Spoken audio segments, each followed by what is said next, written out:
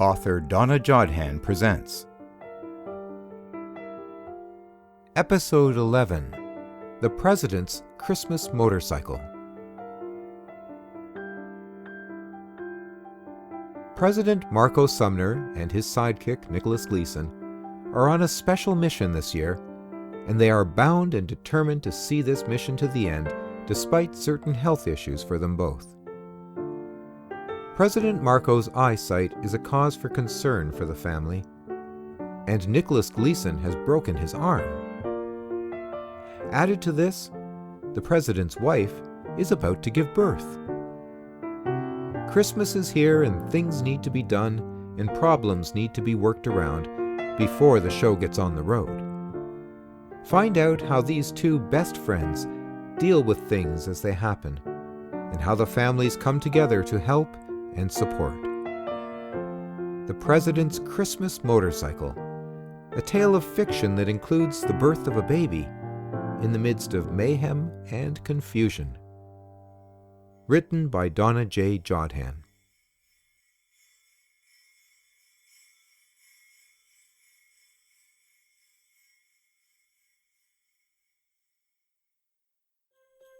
Hello, hello, hello, and ho, ho, ho to everyone. I'm Detective DJ, and I'm back with episode 11 in my Christmas special series, my box set series entitled The 12 Days of Christmas. I hope that everyone is enjoying their holiday season thus far, shopping and baking and cooking and wrapping of gifts, shopping for toys and games for all little girls and boys, doing all kinds of things, going to parties, hosting parties, and normally doing the things you don't ever get to do during the year. It's a wonderful time of the year, and trust me when I tell you that these are special times for friends and families to get together, communicate with each other, whether it be via email or by letter or by Skype or by phone or face-to-face, which I think is the best way to do it, but sometimes because we live across the miles from each other, it's awfully difficult to do that. But anyway, it's time for me to present you with the 11th episode of my box set entitled The 12 Days of Christmas. And the 11th episode is called The President's Christmas Motorcycle. I hope you enjoy this as much as I've enjoyed recording it for you. So now it's time to jump aboard, and welcome to episode 11. Before starting this episode, I'd just like to recap the previous 10 episodes, and hopefully you've had time to purchase at least one of these. The first was entitled Santa's Super Secret. The second was entitled The President's Super Christmas Plane. The third was entitled Santa's Secret Toy Shop. Number 4 was entitled Santa's Secret Christmas Ring. Number 5 was entitled Santa's Super Christmas Party. Number 6 was entitled Santa's Secret Sleigh Ride. Number 7 was entitled The President's Super Christmas Ship. Number 8 was entitled Santa's Christmas Midnight Mission. Number 9 was entitled The President's Super Christmas Car. Number 10 was entitled Santa's Secret Suit. And now it's number 11, which is entitled again The President's Christmas Motorcycle. President Marco's Christmas Confusion.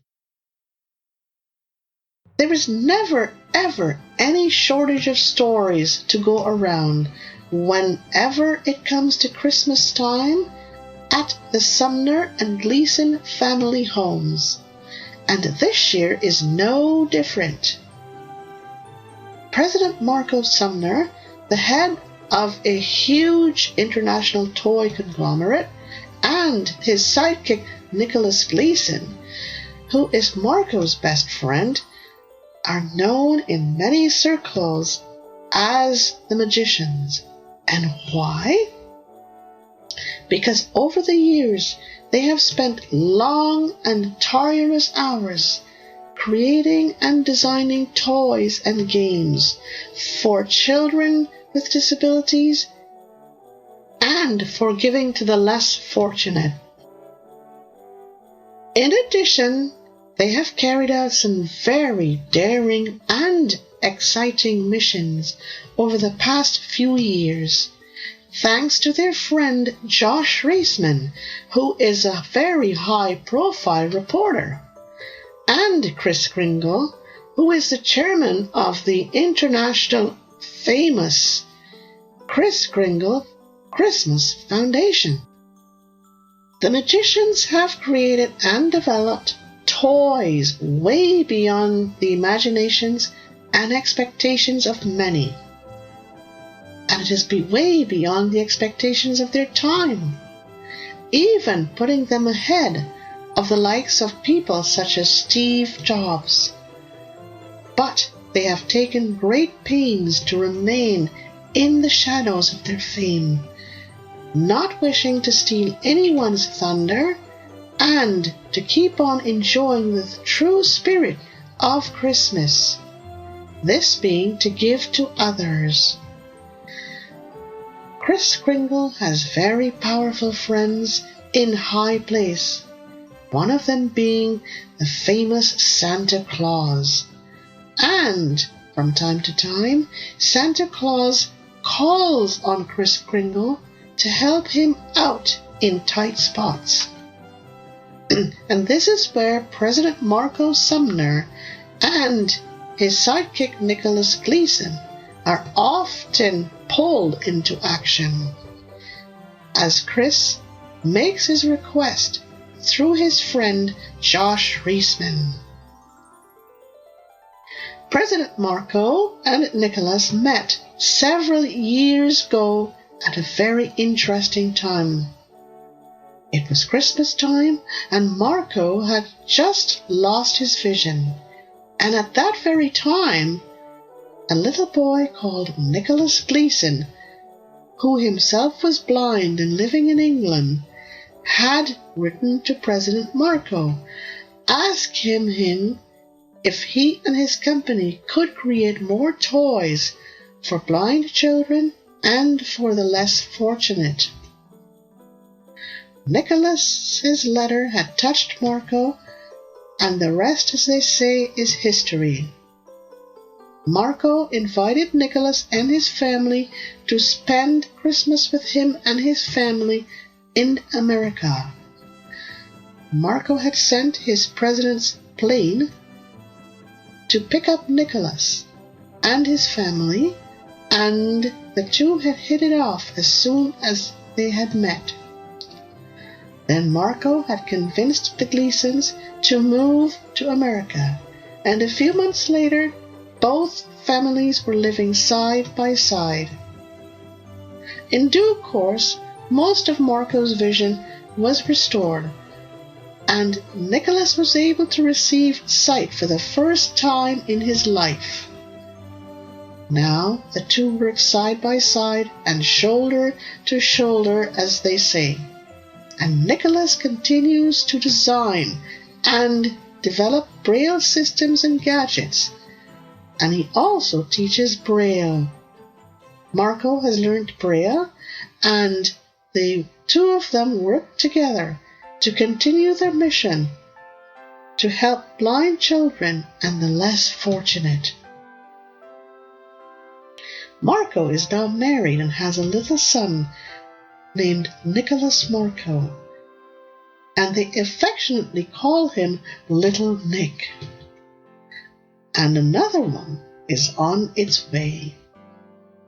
And his wife Chelsea is expecting very soon. The baby is expected at any moment. It's a few weeks before Christmas, and the Sumners and Gleasons are crazy busy. But there are some unforeseen things that have come up.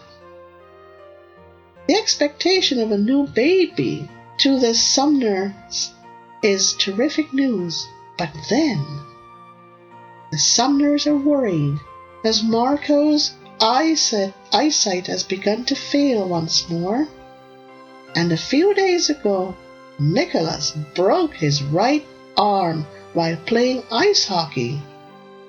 And these two things have managed to put a wrench in the middle of everything.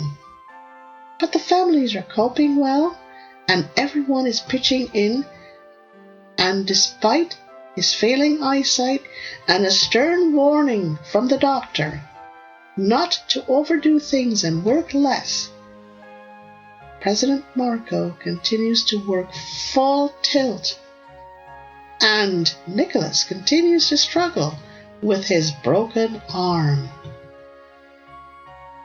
Chelsea Sumner can't wait to give birth, as she's anxious for the baby to be here. And the family has built a beautiful nursery for the baby. They do not know whether it is going to be a girl or a boy, so they have decorated the nursery in colors of yellow, blue, pink, and white. A yellow crib, blue curtains with blue and pink and white teddy bears, white furniture, blue carpet, and stuffed toys that are yellow, blue, and pink. Everything is ready and waiting for the baby's arrival. Marco has very mixed feelings. On the one hand, he can't wait to welcome his second child.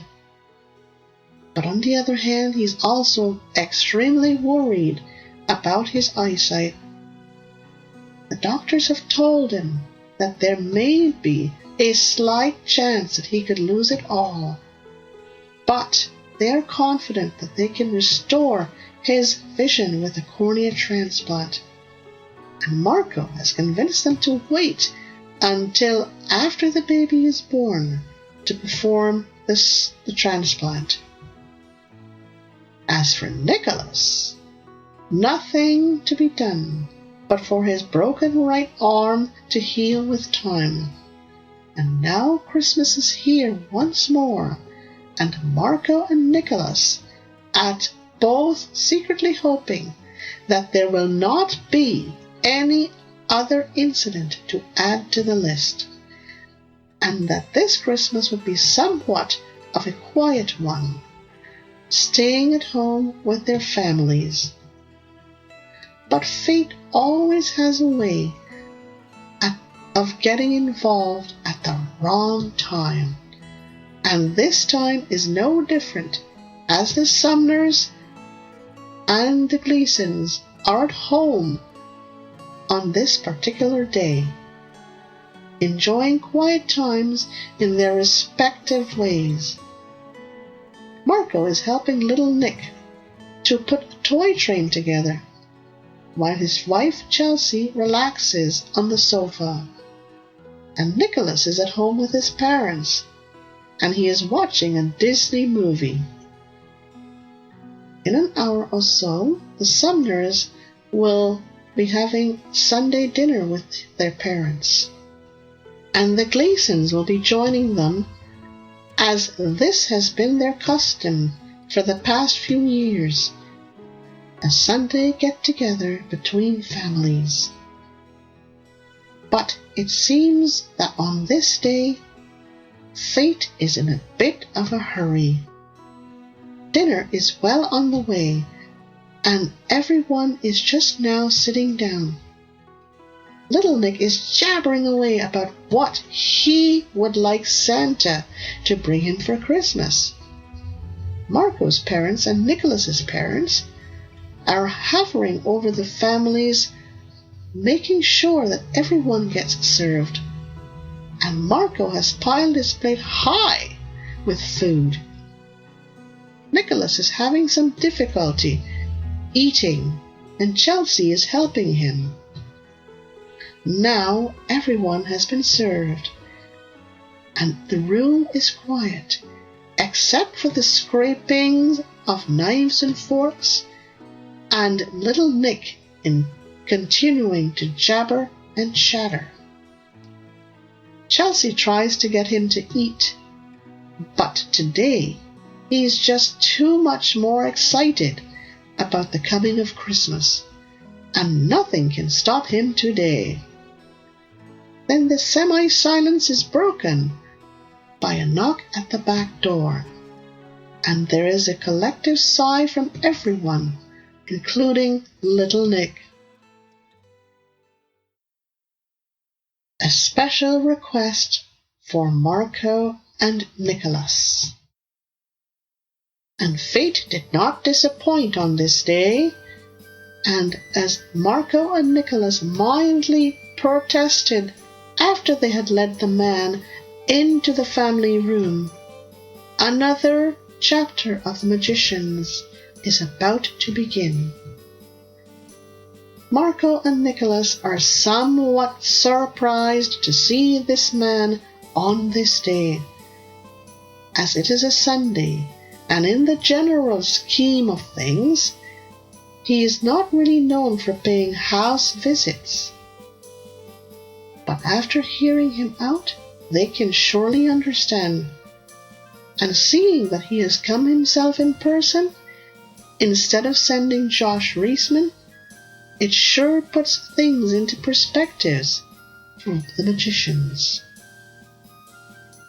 Now it is time for Marco and Nicholas to lay out their concerns before they go any further. First, Marco's wife Chelsea is expecting any time soon. Second, Marco is having difficulty with his eyesight, and the doctors have told him to take things easy. And thirdly, Nicholas has a broken arm. Marco and Nicholas put their case to Kris Kringle, and despite understanding their present dilemma, Kris pleads his case and promises to do everything that he can to help them. Kris promises to make sure that Chelsea gets the best of treatment when she is ready to give birth. He promises to find the best surgeon to help Marco, and he promises to find assistance for Nicholas to help him with this request. Promises, promises, promises. But Marco does not need these types of assurances, because he is more than able to find the best of doctors for Chelsea and himself, and help for Nicholas. Throughout the night, Marco and Nicholas engage in heavy discussions with Kris Kringle. But in the end, Kris Kringle, as always, gets his way. Marco and Nicholas will help him, and they have vowed to themselves and to each other that, come what may, they will fulfill this request and help to make someone else's dream come true. As always, time is very short, and there is a lot to do before the mission takes place. Marco visits his doctor, and the two work out a plan so that his eyes are not too heavily taxed before surgery. Nicholas goes to work to find ways and means to develop devices and gadgets to make sure of this. For after all, he has become a guru at developing gadgets and devices for blind and vision-impaired persons. Extra staff are hired to help Nicholas, and Chelsea prays harder that the baby will come soon, at least before Marco and Nicholas leave on their mission. Marco and Nicholas have to sign the usual non-disclosure agreements with Kris Kringle. And this time the staff are asked to do the same. And in addition, Kris Kringle insists that all staff, along with the two magicians, are placed under heavy guard so that no one can garner any secrets from them while this mission is being prepared. And Kris provides his own guards to ensure top secrecy. Marco and Nicholas are really doing their best to get in the spirit. Yes, they understand the enormity of the request. Yes, they really want to help Kris Kringle. Yes, they sure understand why security needs to be so tight. But no, they are not very happy about all of this. Not at all. They have both confided to each other and to their families that they will be happy when this is all over.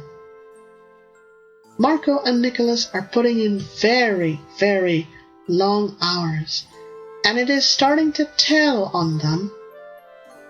Marco's eyesight continues to fade slowly, and Nicholas continues to experience difficulty with his broken arm, while Chelsea worries about the upcoming birth. Marco and Nicholas are told that they need to be extra careful with their movements and that they need to have a guard with them at all times. And this does not go down very well with the magicians, in particular Nicholas, who begins to become irritable because he has difficulty or is having difficulty getting his work done. And it is up to Marco to keep his young prodigy on track. And as they say, it is not always possible to keep someone under guard 24 hours a day. And now Marco and Nicholas are about to find this out. You see, there is someone who wants to stop this mission from taking place because they are just simply mean and nasty. Drama for the sidekicks. As they say, when it rains, it pours. But for these two friends, they soon find themselves staving off a series of dramas. Christmas is now just 1 week away, and Marco and Nicholas are finally beginning to see a tiny light at the end of the tunnel. It is a small light, but nevertheless it is a light. And on this evening, these two buddies decide to slip out for a quick Christmas drink. And as Marco has been told by his doctors not to drive his flashy Mercedes, he and Nicholas decide to hail a cab. Good move, but wrong move. And as they get into the cab and tell the driver where they wish to go, the drama begins. The cab turns down a familiar street and races to the corner. But instead of turning right, it turns left. Marco notices and tells the cab driver so, but the cab driver in turn mutters something and keeps driving on. But then the magicians notice that the driver is taking them somewhere very unfamiliar, and soon they begin to panic. And as Marco starts to protest, his cell phone begins to ring. And at the same time, Nicholas's iPhone begins to vibrate. The cab driver reaches back and tries to grab Marco's phone, but he does not know that Nicholas's iPhone has vibrated, and Nicholas sticks his earbuds in his ear so as to hear the voiceover. The cab driver manages to knock Marcos's phone out of his hands, but Nicholas manages to read and listen to his text message. It's Chelsea, and she has gone into labor. Nicholas's mom sends this text message to her son and tells him to meet them at the hospital. And now the drama begins to unfold. Nicholas begins to shout at the cab driver to stop and take them to the hospital, while Marco tries to reason with the cab driver. The shouting and pleading go on for 2 long minutes, and then Nicholas has an idea. While Marco pleads, he manages to send a text message back to Kris Kringle, telling him that they are in trouble. They have been kidnapped. And he manages to use his GPS app to give his position. The cab driver has his instructions, but he has not been told that he has just kidnapped the 2 famous Christmas magicians. And soon enough, he begins to panic. He has heard so much about these 2 famous men, and now he is really nervous. At first, when Marco discloses their identities, he does not believe them. But soon enough he is convinced, after Marco shows him pictures of his family, and Nicholas tells him that Chelsea has just gone into labor. The cab driver starts to turn his cab in the direction of the hospital, and as he does so he hears sirens approaching, and soon enough he sees lights, flashing lights, approaching. He sees them in his rearview mirror, and the cops are on his tail. The cab driver stops his cab in the middle of the road as oncoming traffic zooms by.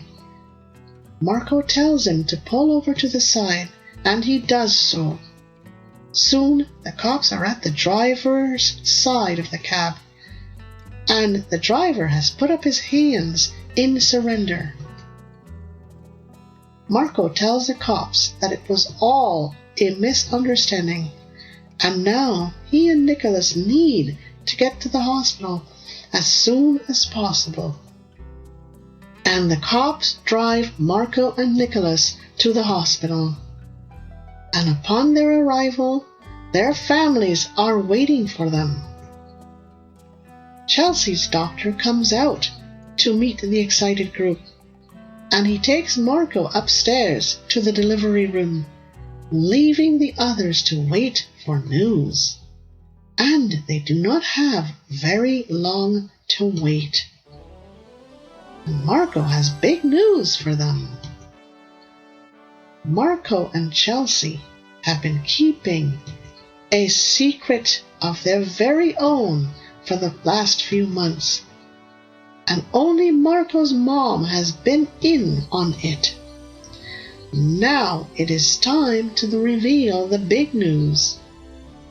Chelsea has just given birth to twins, and whereas the nursery has been decorated with colors that would suit both a girl and a boy, Marco and Chelsea had deliberately requested this because they have known for some time now that Chelsea was having twins, a girl and a boy.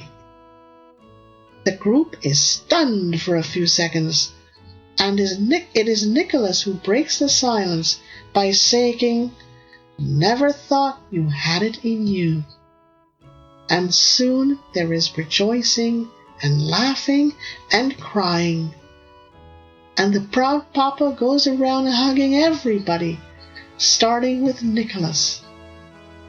Now Chelsea needs to rest, and the families will be allowed to see the newborns in the morning. Scott, Galen, and Shay Dana have arrived, and the doctors have told the happy couple that Chelsea will have to remain in hospital for a few days. And Marco has told Kris Kringle that he will not leave until his wife is safely home. Kris Kringle understands, and now the drama is over for now. But there is one more big hurdle to cross before the mission gets on the way, and it is December the 21st. The mission was supposed to have left on the President's Super Christmas plane about a day ago, but with time running out, and with the President's Super Christmas ship not an option, Kris Kringle has to hire special sleighs and camouflage him so that no one can recognize him, and try to abort this very important mission. Marco is sad to leave his wife and twins, and little Nick begins to cry when he sees his dad leaving, and Nicholas begs for him to come along. Marco is hesitant, but he finally gives in, and little Nick joins the team. The sleighs are brought to a secret location, and some are loaded with the toys that Marco and Nicholas have invented. Others are loaded with lots of clothes and Christmas goodies. And there is the one main sleigh that contains the special gift for someone special. Now it is time for takeoff, and all is ready. Travel to the tip of the world. This time, Marco and Nicholas know exactly where they're headed to. And to ensure that they get there safely and on time, Kris Kringle has managed to get his friend Santa Claus and his favorite reindeer Rudolph to drive the sleigh. And Santa's other reindeer have also come along to help drive the other sleighs. And there are some other secret folks along for the ride. And Marco and Nicholas are as yet unaware of their presence. It's going to be a very tight schedule for the reindeer, but they have volunteered to help out, and Santa Claus has agreed. Rudolph and his gang are always willing to help, and this is no different. A good reason for a good cause, so to speak. The sleighs form a V, and Marco's sleigh takes the lead with Rudolph at the wheel. The forecasters are calling for good weather, but there is a possibility of a storm or two along the way. And now they are up and away, and soon they have gained altitude. The stars are bright and the moon is out, and the Christmas wind is fresh and cool. There is a sweet fragrance in the air.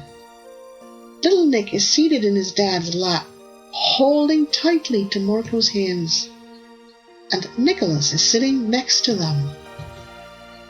Little Nick is beside himself with excitement, and Marco and Nicholas remember the night so many years ago when another little boy, not much older than little Nick, had sat in the President's Super Christmas plane, so excited about everything around him.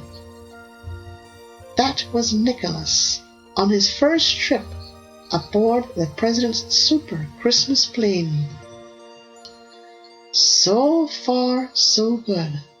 The sleighs are doing good. Good time as they travel. And Rudolph allows Marco and Nicholas to take turns sitting up front with him. From time to time, the other reindeer take turns helping Rudolph to drive so that he can rest. And little Nick is especially fascinated at how precise the reindeer are with managing the driving of the sleighs. The sleighs are in fact traveling at breakneck speeds, much faster than any plane could ever travel. And on the way, they meet many interesting folks. First, they travel through very cold and frigid air, passing Canadian snow geese along the way, and they exchange greetings with the geese. Then they greet a flock of winter birds and exchange greetings with them, telling them that they are on their way to carry out a very special mission. And the winter birds cluck with glee and continue on their way. Then they start to fly over pine forests, and Rudolph takes the sleigh down far enough so that his passengers can see how beautiful the trees look, with their branches all covered in icicles.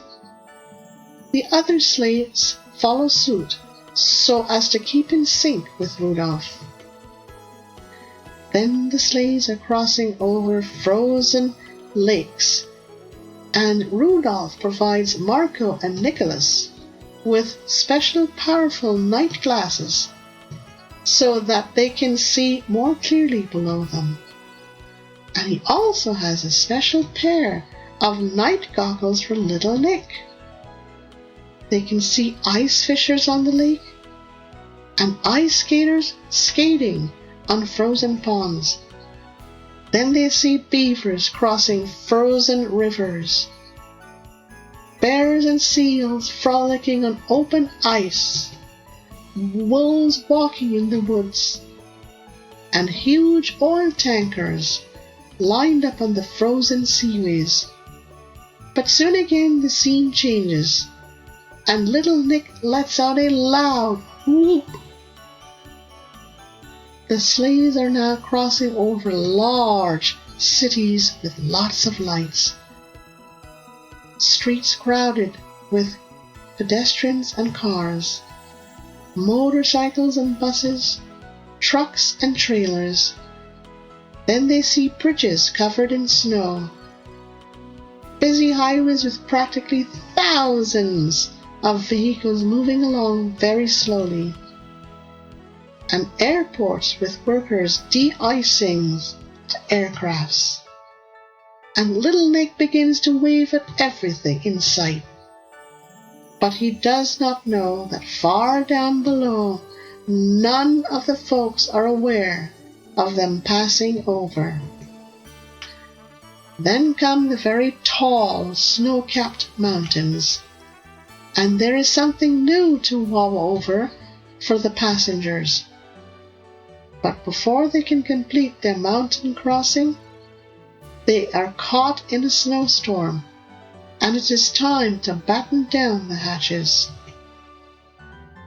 Rudolph picks up his microphone and calls the other sleigh drivers to move in closer, telling them to form a square formation. Then he tells them to make sure that everything on board their sleighs are securely fastened down. Finally, he tells them to make sure that their overhead covers are securely on. And one by one, the reindeer drivers confirm their instructions. Little Nick begins to be a bit scared, but soon Marco is able to calm him down. and the little boy soon falls asleep in his father's arms. Then the sleighs are traveling more closely, using their powerful GPS units to guide them along under Rudolph's expertise. The storm is a wicked one, with very high winds and snow pelting down on the sleighs. Rudolph is in constant touch with each sleigh driver to ensure that he does not lose anyone. And at times, the sleigh radios crackle with static, making it difficult to listen and respond. But Nicholas brings out his special GPS device and helps Rudolph to keep the sleighs together. And Rudolph marvels at Nicholas's special, powerful little braille devices and the voice apps. Then the storm is behind them, and the sleighs resume their V format with Rudolph in the lead. And now they're crossing over miles and miles of open sea. And Marco and Nicholas see lots of ships and boats of varying sizes. Rudolph sends greetings to several of them, and they return his greeting. He identifies himself as Santa's sleighmobile, and they acknowledge his parents. But before they can confirm who he really is, Rudolph is long gone. Then Marco and Nicholas are greeted by seagulls and other seabirds, and everyone exchanges greetings. Then there are doves, parrots, ducks, and then dolphins and other fish are rising out of the sea to greet the sleighs as they pass by. And Marco and Nicholas are totally blown away. Soon they're traveling over beautiful beaches with beautiful golden sand, palm trees, and sea bathers. Then they are treated to the most beautiful view of the sea with the deepest of blue shades. Then Rudolph informs his passengers that they will soon be landing. And it is here that he allows Marco and Nicholas to phone their families to let them know that they have reached their destination. They will not be able to communicate with their families for a while after this. All is well at home. Chelsea and the twins are fine, and Nicholas's parents are happy to hear from him. Now it is time to land. Seatbelts are fastened and the sleighs are down for the final run on the sandy beach. The little village of Crystal Cove. Crystal Cove is located at the very tip of the world, and not many people know of its existence. But about 50,000 people call it home, and it is probably one of the most beautiful spots in the world, with calm blue waters surrounding its beaches of golden sand, flowers of all types and fragrances, lush palm trees, and birds and butterflies of all colors and sizes. You may be asking, what more does this tiny village need? And with sunny weather with all year round, and with the occasional storm, would there be something else missing? Indeed, there was something else missing. It is only by pure chance that this tiny village was recently discovered by the Kris Kringle Christmas Foundation, brought to the notice of Santa Claus and his gang, and it was decided that something had to be done. In short, the folks of Crystal Cove have never had a Christmas, and now this is about to change. Yes, the folks of Crystal Cove are very happy people, but nothing is complete without celebrating Christmas. And there are some very special Crystal Cove children that Kris Kringle and friends would like to meet and greet. The folks of Crystal Cove, however, are very poor, with very little clothes, no toys, and modern technology almost non-existent. They get by on whatever fruits and vegetables that they can grow for themselves, and they are hardworking and always looking for ways to improve their lives. They are happy and go-lucky and love parties. Now it is time to bring Christmas to them, and Santa Claus and his gang are bound and determined, and so too are Marco and Nicholas. There are always some folks in this world who try to stop others from being happy at Christmas time. And there are some folks out there who almost managed to stop it when they had sent the cab driver to kidnap Marco and Nicholas. And it has failed.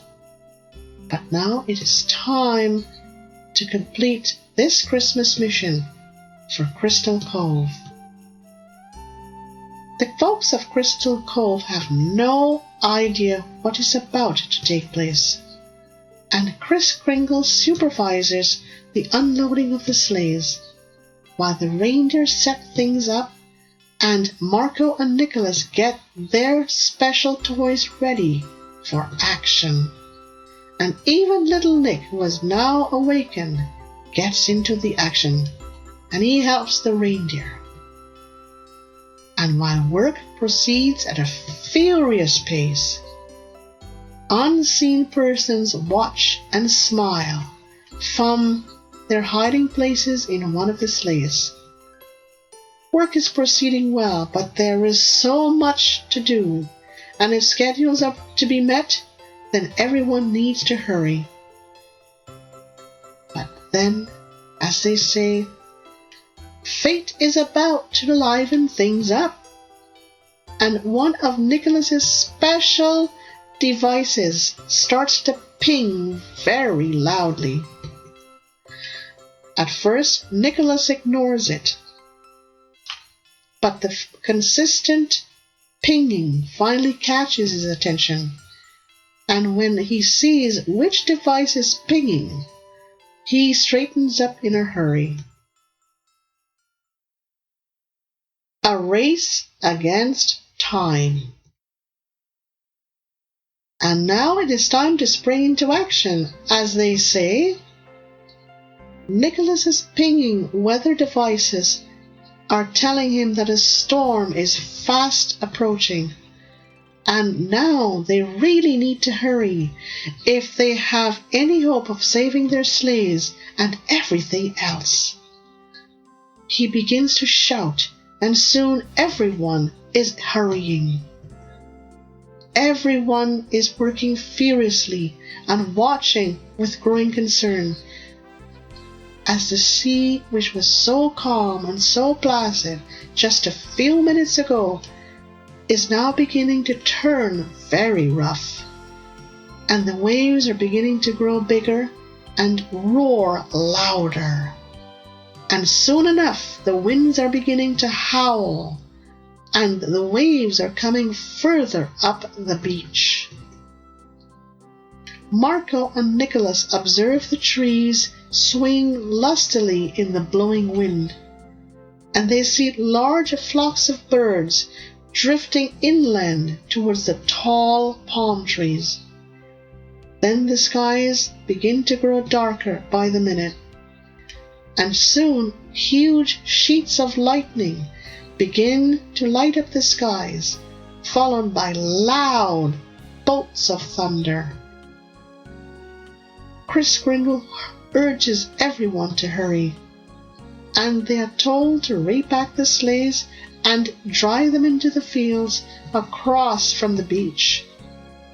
And as the heavy rains fall upon them, and as the crashing waves roll across the beach, and as thunder rolls and as lightning flashes, Kris, Marco, and Nicholas hurry along with the others to bring their sleighs to safety.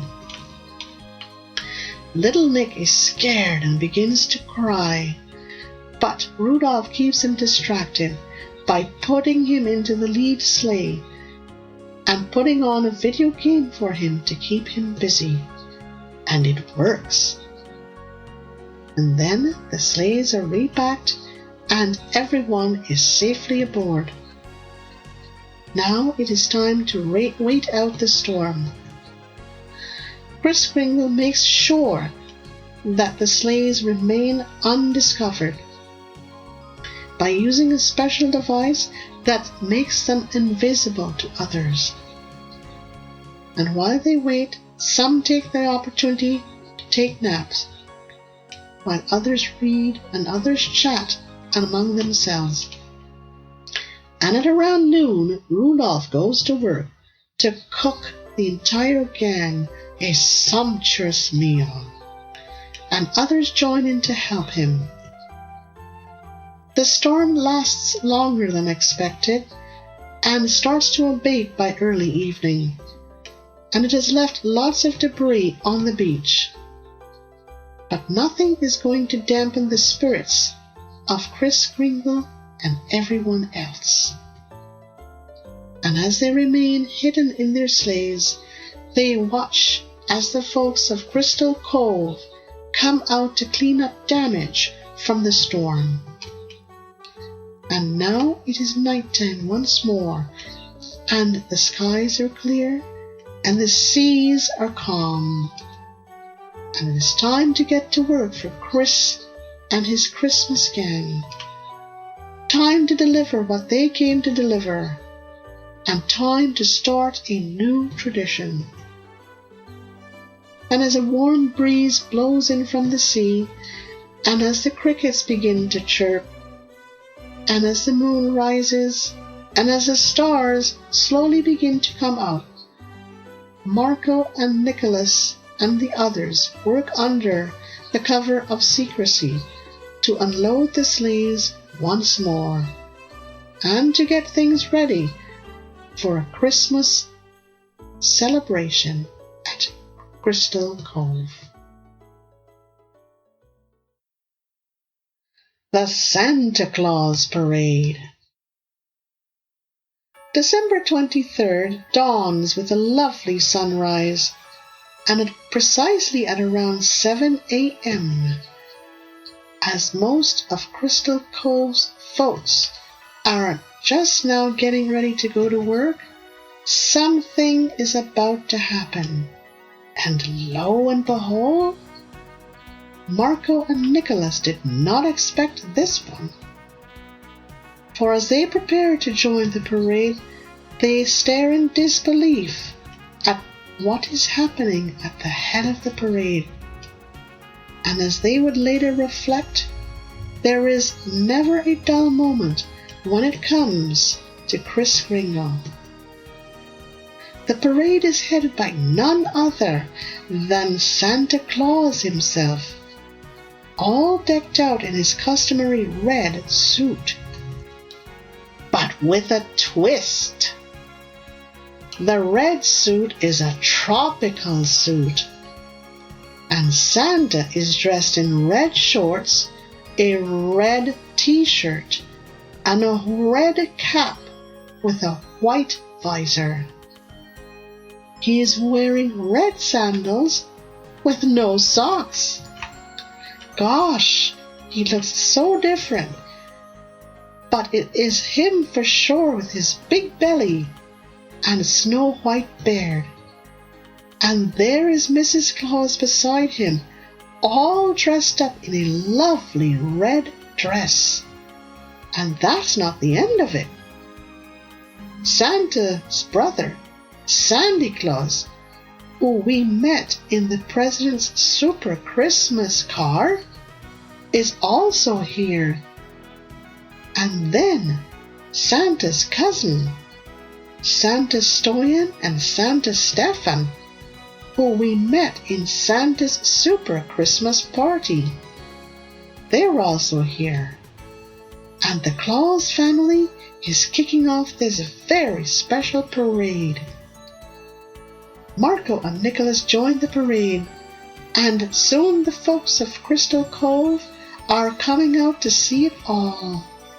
They are naturally in shell shock, but soon they are smiling and singing. And then everything goes into high gear. The Clauses are seated in open trucks, and they are followed by Santa's elves driving mini vehicles, trucks, cars and jeeps, boats, ships, planes, and helicopters.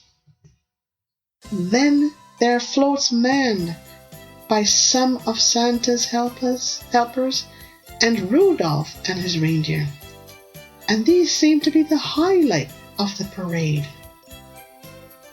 There are clowns and balloon boys, Disney characters, and other cartoon characters such as Cinderella, the Little Mermaid, Hansel and Gretel, Snow White and the Seven Dwarfs, Beauty and the Beast, Aladdin, Mother Goose, Merlin, Mulan, Batman and Robin, Robin Hood and his merry men, also Mickey Mouse and Minnie Mouse, and even Donald Duck, Daffy Duck, and Daisy Duck. And lots more. Kings and queens, princes and princesses, and so much more. There are sandcastles and doll houses, little houses and mini malls, and then acrobats doing somersaults in mid-air, and trapeze walking on and swimming suspended from wires up in the air. Then come the marching bands, and it is brought up in the rear by Marco and Nicholas and Kris Kringle, driving those special little motorcycles that they have brought for some very special children. And even little Nick is driving his very own little motorcycle. They are for those children who are unable to drive, for those children with special needs. Santa is punctuating the air with his traditional ho, ho, ho. And the elves, the helpers, and the reindeer are singing carols, and they are throwing confetti over the growing crowds. At first, the folks of Crystal Cove are hesitant to come out and watch the parade, but soon their curiosity overcomes them, and they begin to crowd along the sidewalks. The children begin to join in the parade, and Santa Claus and his family start to hand out presents, toys, clothes, and lots of food parcels and Christmas goodies. Crystal Cove is rocking and rolling, and the folks of Crystal Cove cannot believe what is happening. Everyone is waving, singing, and laughing and rejoicing. And the day-long party goes on for hours. And at dusk, as everyone is now tired and ready for bed, it starts to simmer down but just a bit. But the night has only now just begun for Santa and his team. Miles to go and promises to keep. Santa Claus and his team are dead tired, but there are just a few more things for them to do before they leave. They hand out those special president's motorcycles to those special children with special needs. Motorcycles for those with no limbs. Motorcycles for those in wheelchairs. And motorcycles for those who are unable to see. And these have all been created at the hands of Marco and Nicholas, the world's famous magicians. Santa's team, including Marco, Nicholas, and Kris Kringle, spend all night installing the latest and greatest technology throughout Crystal Cove. And by morning, the tiny little village has been transformed into a modern-day seaside village. And now they can keep in touch with the rest of the world.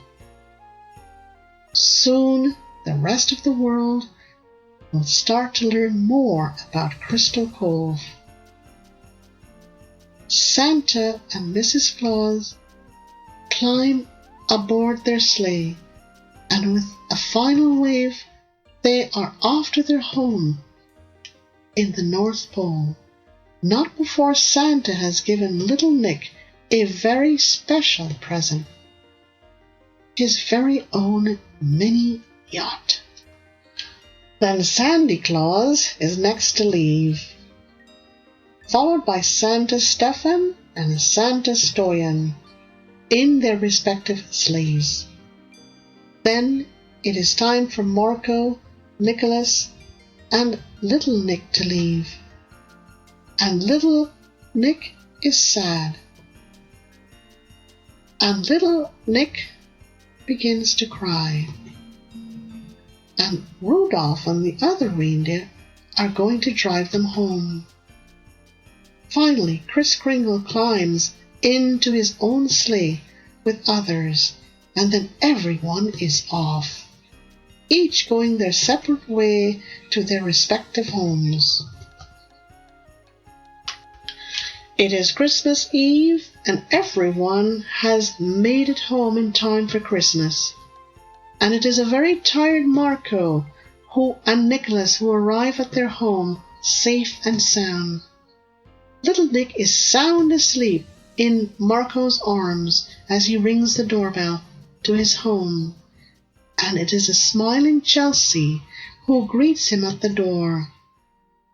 The twins are asleep, and after putting little Nick to bed, Marco sneaks into the nursery to take a quick peek at his baby twins, and then he too goes to bed. Nicholas is already in bed and snoring loudly by the time Marco does the same. All's well that ends well. I'm Detective DJ, and this is the end of episode 11, and I hope that you enjoyed it as much as I've enjoyed bringing it to you. The President's Christmas Motorcycle is episode 11, and now there's just one more episode to go for me to complete my 12 Days of Christmas box set. I hope you enjoyed it, and again, I'd like to wish each and every one a very, very Merry Christmas, compliments of the season, Happy Holidays, Happy Hanukkah, Buen Natale, Joyeux Noël, Feliz Navidad, everything good for everyone, and a toast for the new year. I'll be back with my final episode, episode 12. But in the meantime, you guys take care, and ho, ho, ho.